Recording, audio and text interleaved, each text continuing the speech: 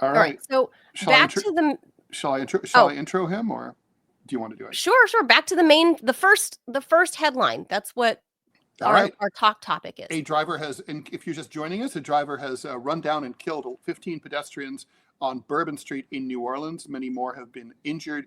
A man pushes a commuter in front of a New York City subway train here at 18th Street in Manhattan after a migrant sets a homeless woman on fire, killing her on a train in Brooklyn. The FBI is currently saying that crime is down in every category, especially violent crimes, but urban areas feel lawless and out of control. And the latest Gallup poll finds that a majority of Americans think that crime is extremely or very serious. Are we paranoid? What effects are the migrant and homeless crises having on the problem? And what can the authorities do at the local and national level to make us feel safer? Joining us is Michael Maloof, former senior Pentagon policy analyst with expertise in terrorism. And you can follow his Rumble channel at official Michael Maloof, Maloof. Michael, thanks for joining us again here. Thanks for having me. Happy New Year, you guys. You too. Happy New Year. I was joking with Mike yesterday when I asked him to be on the show. Is that Ted? You don't know this because it's an inside joke, but wherever blood is spilled in mass quantity and mass amounts, you got to bring in Mike Maloof.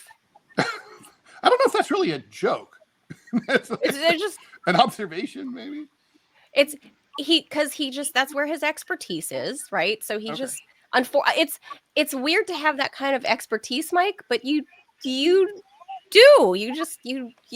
understand terrorism, you understand security and risk and all of that stuff. So let's first talk about what happened in New Orleans.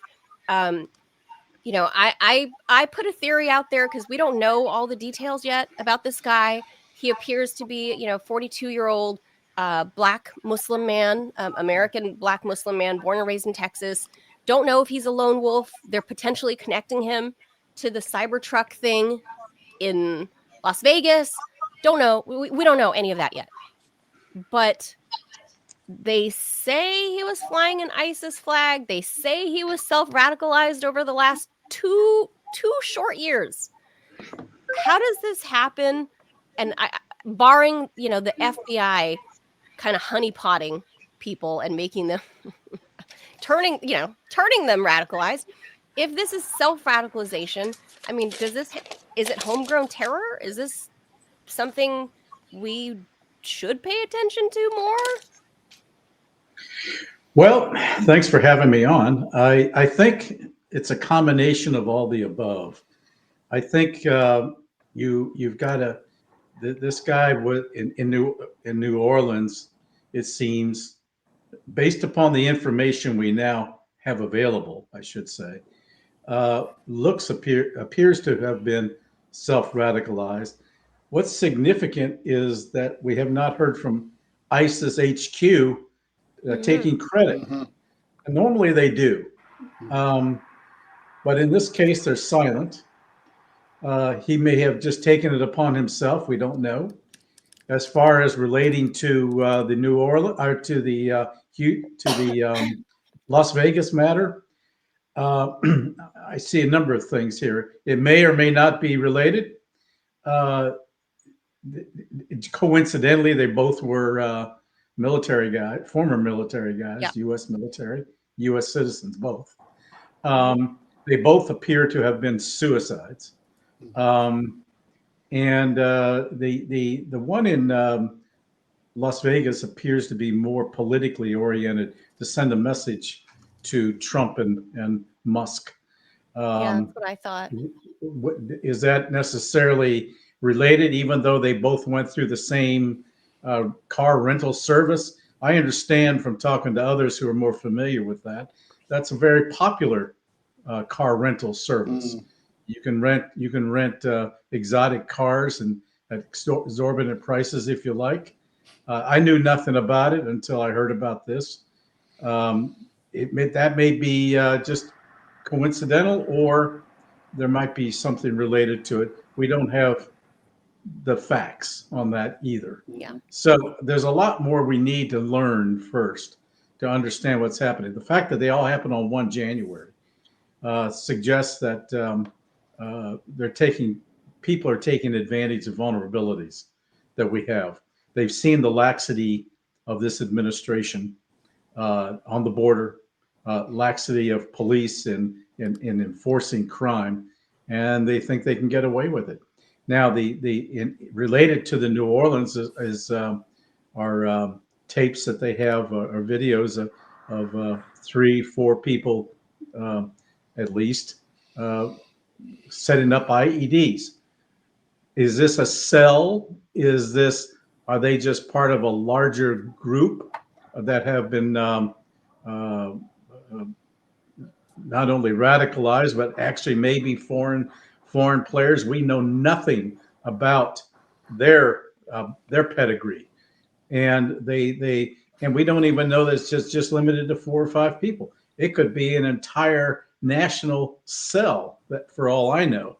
We just don't know. The FBI should be on top of this thing, and it does constitute domestic terrorism. What is terrorism? Well, you're terrorized if someone's coming at you with a few ton car directly. That's a weapon, and that terrorizes you. Terrorism is if you use violence for political ends, and under the current definition, if it's from foreign-based sources. Well, terrorism to me has been expanded to be both domestic and foreign in terms of its pedigree. So it looks like that because we don't have the enforcement that we were spoiled during the previous Trump administration, I think they feel they can get away with it. Look, even Christopher Wray, the current FBI director, has warned that he's never seen the warning signs so visible as now, and I'm sure they're all blinking red, all those warning signs, and we've allowed 338 known terrorists to come in under the Biden administration. I think it was 11 total during the Trump administration. Have we met our quota yet? Well, we don't know. What about the gotaways? Biden's quota. We have gotaways. We have no clue as to how many there were, and it could be in the hundreds of thousands for all we know. So we basically set ourselves up for failure. So I thought we defeated ISIS, Mike. Well, you're always going to have these elements come up. Look at HTS in Syria. It's they're an offshoot of ISIS. They're trying to claim legitimacy by acting somewhat civil, but they can turn on you at any time. I doubt that Jolani, who heads it now, will last all that much longer. If they're because you're going to have these other factions, these other militias within Syria that may have their own notions of what they want. I don't know that they'll be able to set up a centralized government. You have ISIS now resurrecting itself in Afghanistan once again. You have ISIS that is percolating once again in Syria, and the one thing that did not exist in 2014 when ISIS first created the caliphate between Syria and Iraq was that you now have the Popular Mobilization Forces of the Shia in Iraq that could counter any ability by ISIS to resurrect itself to that extent. But now that Syria has been taken over by all of these Sunni Islamist groups, it's just we're all holding our breath to see if they can become much more within the mainstream of governance and international recognition. You had Taliban, that's also Sunni. They were considered a terrorist group. We still formally regard them, but the reality is who governs what? The reality is that they govern Afghanistan today, and even Russia has over time accepted them, even though they're really cracking down on women's rights, minority rights. Minority rights don't even exist in Afghanistan. And the concern is for minority rights in Syria as well.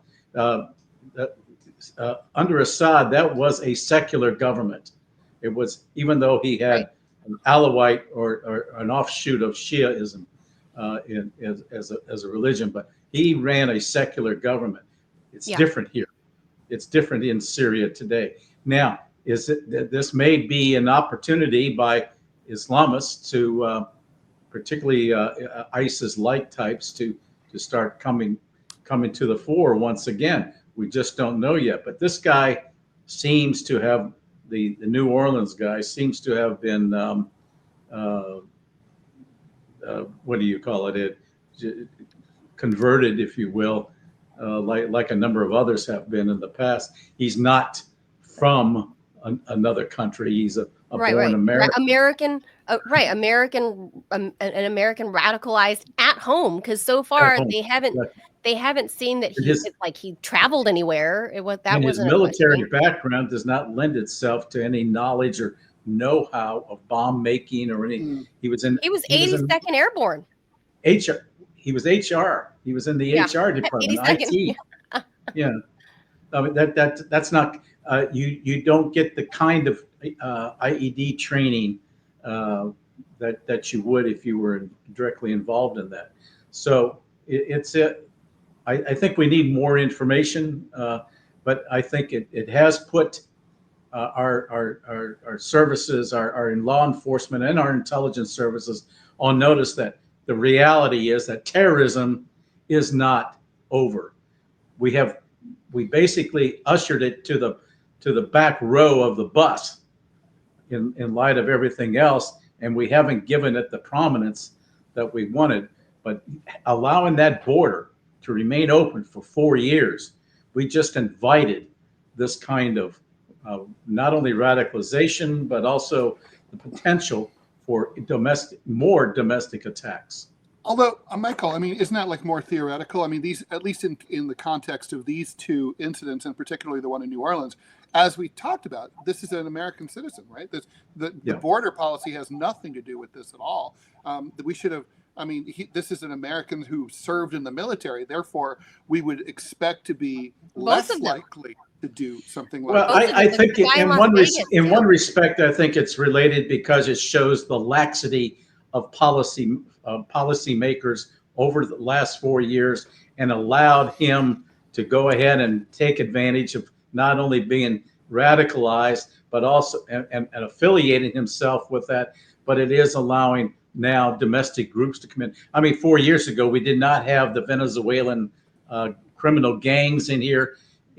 DEA says the cartels have settled in 13 U.S. states, 5 of which are distribution hubs.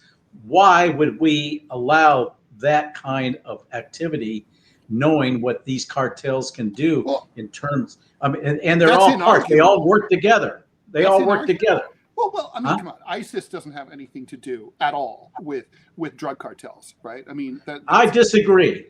Okay, tell. We have seen in the past terrorist groups out of Latin America associating with the cartels because of their distribution networks, and it could be ISIS. What? I have heard that. But ISIS is they what they do is they send out they're like a virus. It's like a mind virus. They're sending out ideas over the internet primarily, and people, like, for example, the Fort Hood shooter, they get these ideas. They are radicalized. They're angry about what the U.S. is doing in places like the Middle East to their brother and sister Muslims. So they get angry and they're told, you have to go and be a resistance fighter and do something, carry out an attack like last night.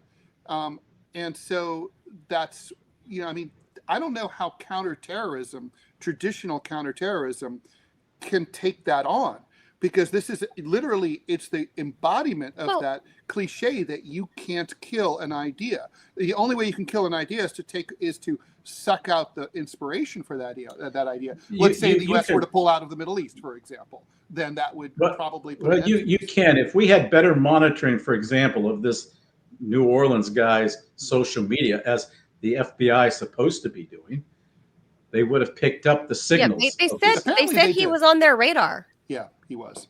I don't know. So, he was, he was a known entity. So why didn't they act? Why didn't they go and question him? Why didn't they put him on notice? We're watching you. Why didn't they do that? That's a good See? question. That's a valid We question. have a viewer question for you. Mhm. Viewer wants to know, why doesn't a place like Bourbon Street, why isn't it basically the viewer wants to know why Bourbon Street, in terms of like protecting innocent civilian life, why wasn't Bourbon Street just simply closed off, at least for, you know, the New Year's Eve celebration? Like, you put up some, you know, actual barriers all around, you know, from one end. It's one street, right? So they can literally just close off, put up barriers from one end to the other, call it a night, and that's it. It's a special event.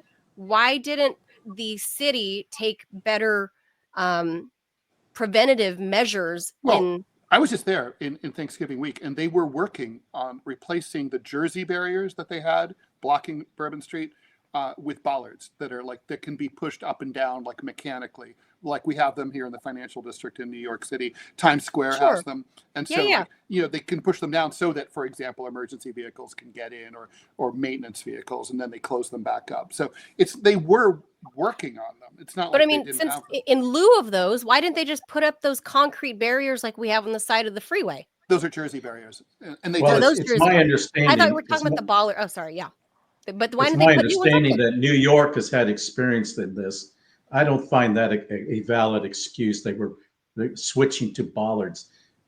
New York, they've lined up front to back garbage trucks to block, literally to Mhm. block. The sidewalk was not blocked in New Orleans, Mhm. and there was a single police car. Big deal. They Yeah. just underestimated, and they did not assume the worst case scenarios. Yeah. They became lax in their security. It's very clear to me. Yeah. And I think that now you're going to see more in lieu of in lieu of these bollards and things. You're going to probably see a cascade of heavy duty trucks being lined up, even buses, you know, just a block. And that's a physical barrier. That is a valid physical barrier. He would not have been able to get through.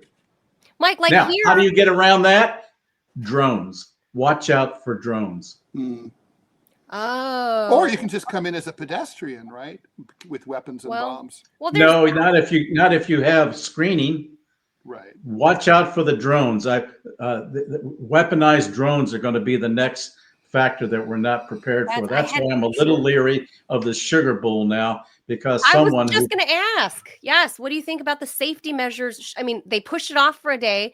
Is a day enough time for them to ramp up safety precautions because they don't know if the threat is over?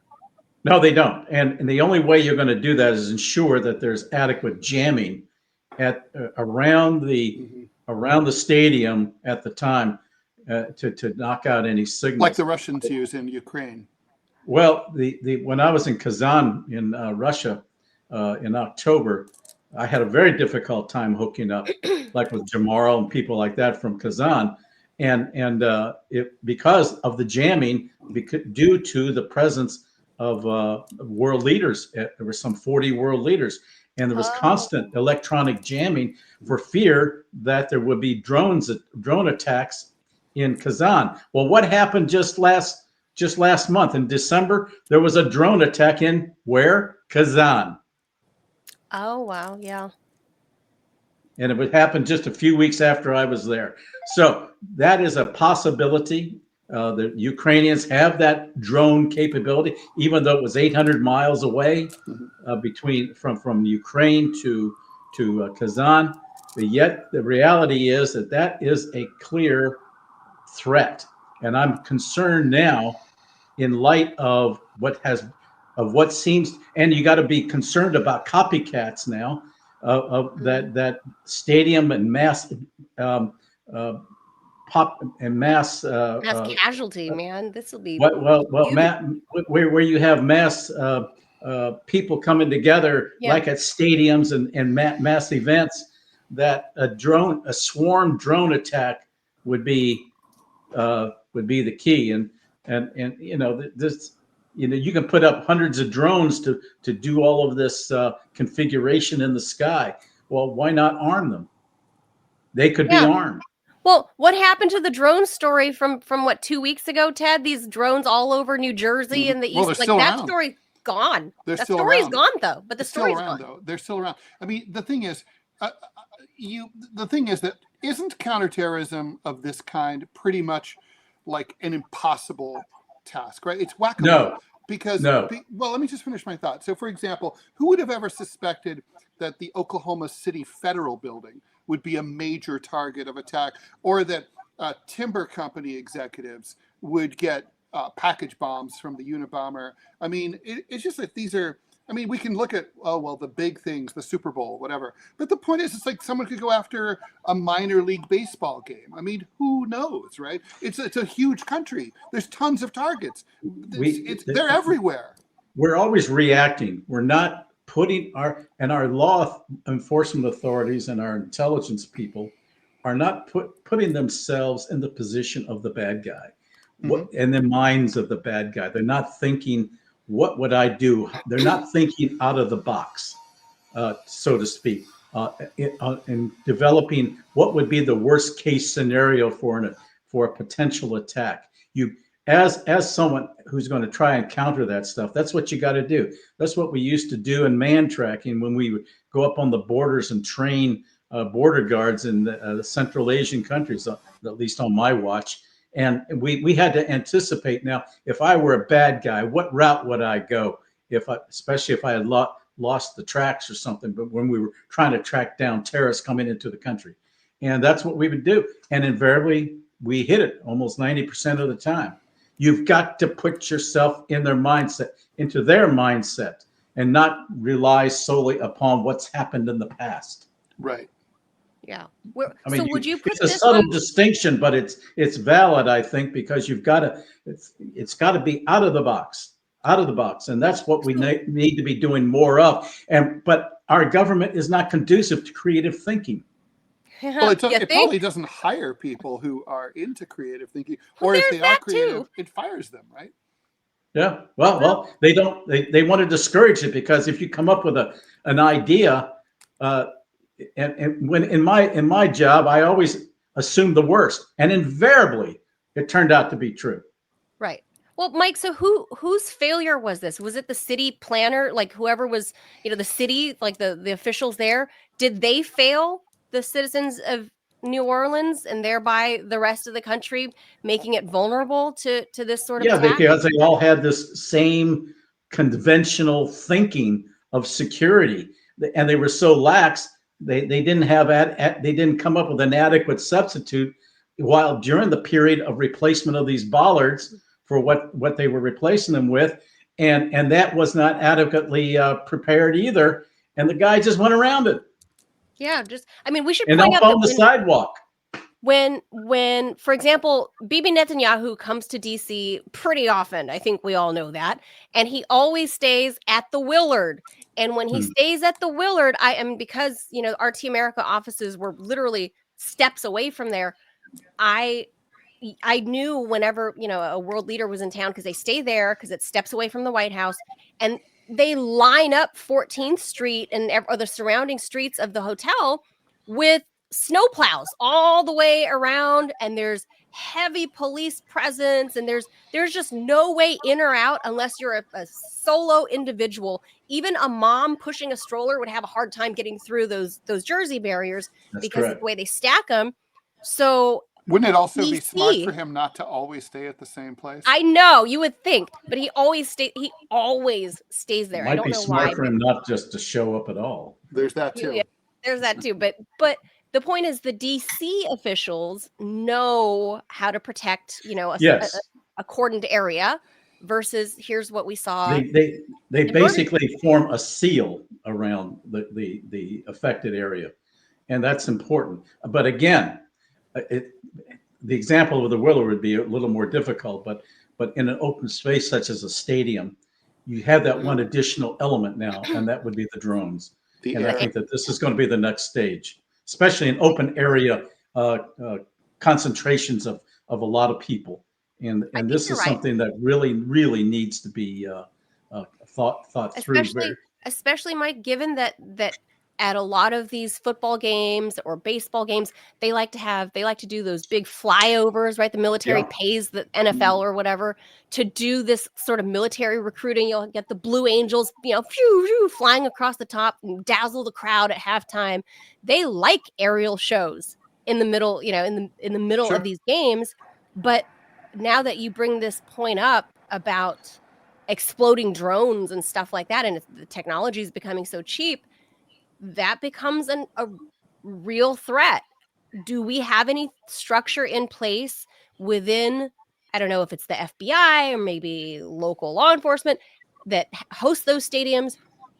Are they prepared for that? Do you know if there's, have they talked about it? I don't know for sure. I would hope that they've given it serious thought, because it is with us. I mean, just the example of warfare in Ukraine right now.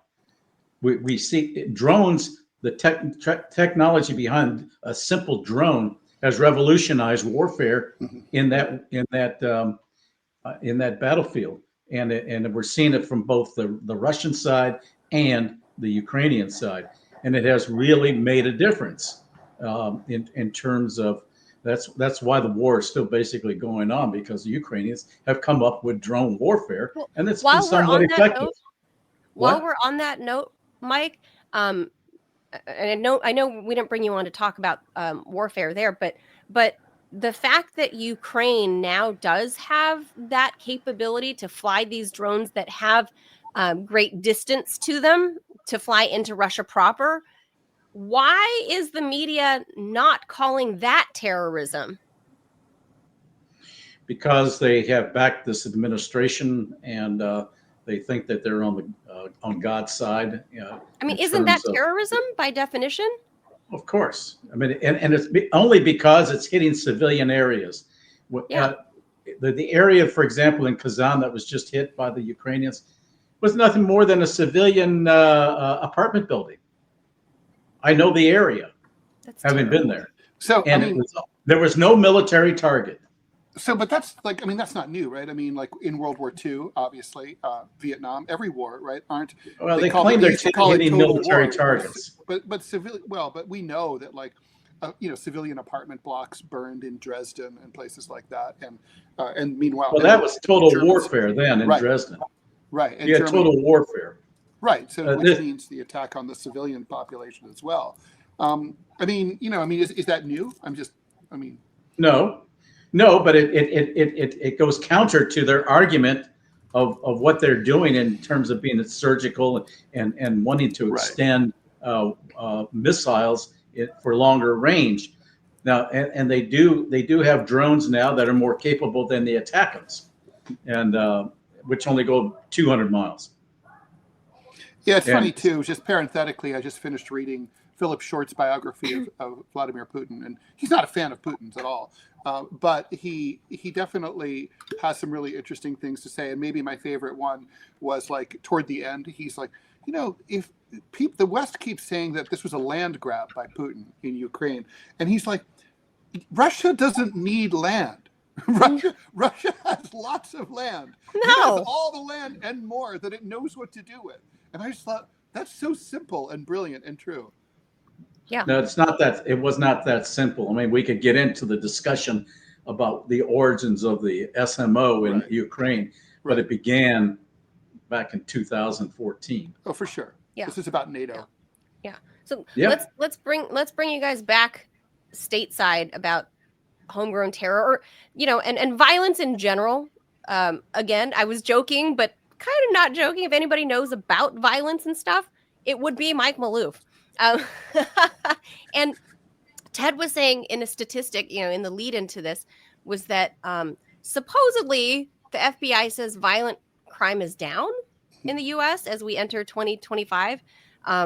Are Americans paranoid? I mean, it just seems obviously that it's amplified by media, because there's more media, 24/7 media. It's in your pocket. You carry it with you. Carry media with you all day. If you're sitting on the metro, you're looking at media, right? So are we paranoid, or is there... And you might be staring at your media on the metro while you're about to be pushed onto the tracks. Or lit on fire. Yeah. Well, this is the problem. It can happen anywhere, anytime. And one of the things we always used to push was situational awareness. Uh, when we would be out looking for counter snipers and what have you, it was always where would I hide if I was going to attack in a certain area? And you got to have situational awareness. And people, everyday people, need to develop a muscle memory to start doing that, because it can, these kinds of unscheduled developments can occur anytime, anywhere, to anyone. And you want to be able to look out as far as you can in terms of your safety, doing a 360. I mean, you could do it nonchalantly. You don't have to be paranoid about it, but you can be much more aware of your own situation. But when people are out frolicking, having fun, doing Mardi Gras or anything like that, that's the last thing on their minds. I know when we used to travel, let's say in fact, it happened years ago when I was in Paris. There were demonstrations on the street. We always looked for an escape route. How do you get if I come into a place, where would I go? We always try to avoid demonstrations, but they could occur. And one other time when we went to approaching the subway in Paris, the damn thing blew up. Someone had planted a bomb at the Saint Michel metro in Paris. I don't ride subways. I just don't ride subways. Well, yeah, I agree with that completely, Mike. The phone issue makes everybody like crossing the street vulnerable, like to get hit by cars as you're a pedestrian. Because no one's paying attention. I'm not one of those people. I am constantly like shifty-eyed, looking everywhere, and I look people right in the eye, like, I see you, motherfucker. I see you. And I want them to know. In terms of driving, you want to do defensive driving. I don't see that in people driving around anymore. They're no longer do a defensive type of driving. They want their in other cars words, to trying to drive anticipate. They need to anticipate what is going to be happening, and you have to ask the question, what if? What if? And we were always doing that. What if something were to happen right now? What would you do? Where would you go? You wanted to keep moving, and where would you move to? Right. You're always asking yourselves these questions. It is a purposeful muscle memory thing that you make part of you ultimately as an individual, to try to avoid what happened down in New Orleans, where you just get mowed down by a car. Why would you be walking in the middle of the damn street? We would always never put ourselves in the position of walking in an open space. You're vulnerable. Yeah. I remember we used to come back from the mountains after a few weeks, me and my team, and we would come into a hotel in Tashkent, for example, that had sustained a direct blast. And you could see the shrapnel up on the 5th floor. And we invariably would enter the hotel. We wouldn't go down in the middle. It was a big, I still remember, it was a huge open space to go to the registration. We would always walk around the edges. We never went down the middle. The same when you're out in the field. You stay not in the open area. You stay along the tree lines. I mean, it's just common sense, and you develop that over time, and then you apply it to your everyday world, back in the civilian world, and it makes a difference. And people might think, well, you're a little paranoid. Well, no, you're not. You're basically doing what's necessary to stay alive. And I'm sure those 15 people wish they had taken a different route. On New Year's. I don't like big crowds. It's one of the things. I don't either, because you can't escape. And we no, saw but what I'm suggesting is that people need to take more individual responsibility now of situational awareness, more so than they ever have, because of the uncertainty that we live in today. Of the times, get off your phone. Get up, walking with earphones. You won't hear a car coming at you, Even especially if the car loses an EV. Yeah, or let's say a car's not EV. attacking you. Let's just say the car is like just out of control and they're honking. Like, that Yeah. can happen. Yeah, and you invariably will see people with earphones on, listening to music, totally oblivious to the outside world. It's part of their having insulated themselves from that being outward. To your point, Mike, I don't know if it's a crime statistic per se, Ted, but one statistic that is up in America in every state is car versus pedestrian incidents are way up. Yeah, that's not surprising, just given the inattentiveness. I mean, the police are saying, and it's not surprising, right? Like they've seen, the accident rate from people who are not paying attention to what they're doing when they're driving is just off the roof, right? That's everybody. Everybody's like, I was on my phone, I was texting, blah, blah, blah, always. Part of it too is that authorities do not have an adequate defense against a vehicle being used as a weapon. To me, I was listening to your earlier conversation, Ted. To me, a gun is a tool, and it's it can be, but you have it there if you need it, right? And if you're trained in it, it becomes second nature to you. And we have to happen. It was so important that even our founding fathers made it the Second Amendment. I kind of think that I gotta say I'm pro Second Amendment, but I'm also pro driving, and I kind of think. We license drivers. We require that they take driver's ed. I think we should require that, like, say that the NRA safety class, for example, be required for gun owners. Yeah, but driving is a privilege. Driving is a privilege. Owning a firearm is a right. A constitutional right. That's true. Right. But still, through regulations, we now require, if you want to get a license, or even if you want to go on the range, in many cases, the ranges will require, first of all, that if you're signing up for a range, that you know how to use that gun. Invariably, you'll have people who own a gun but don't know how to use it. I've gone to the range a number of times, and it's a liability issue. I've never been asked like anything. It's just like go there. Yeah. Mike is the man to talk to about, all this safety stuff. Like I said, like I hadn't even thought about some of this stuff. Like, I don't like going to these stadiums and stuff anymore. And I don't know if it's because, 20 years of being a reporter and you start getting paranoid and you notice these things that happen, or if this is real, right? Like that America is becoming more violent. We're both becoming, it's two things. We're both becoming bigger mass, like soft targets all the time. We're soft targets 24/7 because everyone's looking at their phone or walking around with iPads in front of their whole face, which is crazy. And then we're also, but those iPads and iPhones are making us more short-tempered. And so then people snap, and then it's just this perfect shitstorm of our society kind of going to shit and killing each other over stupid things in road rage, or, you took my parking spot or whatever. It's just this perfect storm of like every shortcoming of American society that you can imagine all rolled into one recently. And therefore now we all think, okay, we should be worried that we're just a walking soft target for road rage or, an ISIS guy. Okay, now you're making the argument, my previous argument, of why individuals now need to develop greater situational awareness at the individual level. And that's really important. I'm not saying that as criticism, but as something that needs to be done in this complex society that we live in, because we are soft targets. You're absolutely right.